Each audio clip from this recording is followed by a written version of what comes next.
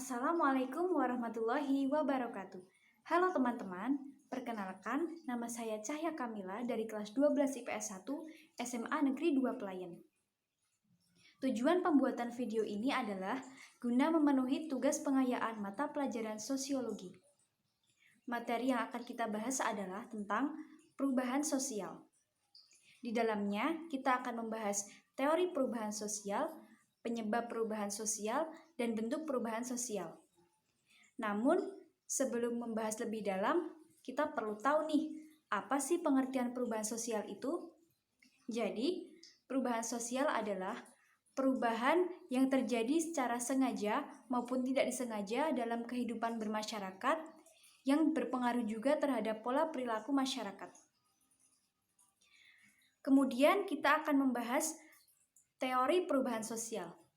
Yang pertama adalah teori evolusi. Teori ini beranggapan bahwa perubahan sosial memiliki arah tetap yang dilalui oleh semua masyarakat. Yang kedua adalah teori perkembangan linier. Teori ini percaya bahwa perubahan sosial dapat diarahkan ke titik tujuan tertentu seperti perubahan dari masyarakat tradisional ke masyarakat yang modern. 3. Teori perubahan melingkar atau siklus. Teori ini beranggapan bahwa perubahan sosial pada masyarakat merupakan sesuatu yang tidak dapat direncanakan atau diarahkan. Misalnya, perubahan mode pakaian atau gaya hidup. Keempat, yaitu teori konflik. Salah satu teori yang berpengaruh adalah teori konflik yang digagas oleh Karl Marx.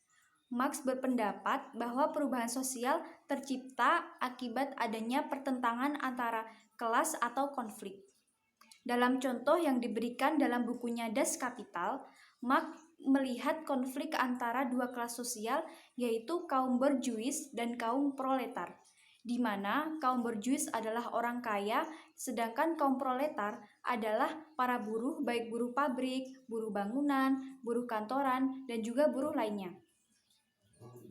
Materi yang kedua adalah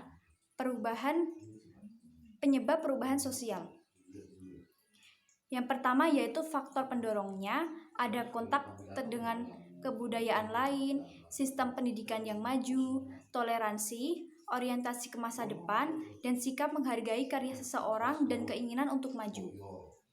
Sedangkan faktor penghambatnya ada kurangnya hubungan dengan masyarakat lain, perkembangan ilmu pengetahuan yang lambat, pemikiran yang masih tradisional, dan prasangka terhadap hal asing.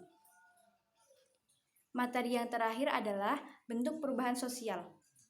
Berdasarkan kecepatan terjadinya, perubahan sosial dibagi menjadi dua, yaitu perubahan evolusi dan perubahan revolusi.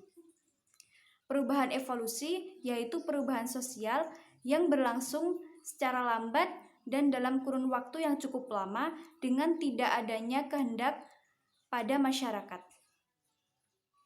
Sedangkan perubahan revolusi yaitu perubahan sosial yang berlangsung secara cepat, dapat direncanakan atau tidak direncanakan. Berdasarkan perencanaannya, perubahan sosial dibagi menjadi perubahan sosial yang direncanakan dan perubahan sosial yang tidak direncanakan. Yang terakhir adalah perubahan sosial berdasarkan pengaruhnya, yaitu ada perubahan sosial yang berpengaruh besar dan perubahan sosial yang berpengaruh kecil. Sekian video dari saya. Terima kasih. Wassalamualaikum warahmatullahi wabarakatuh.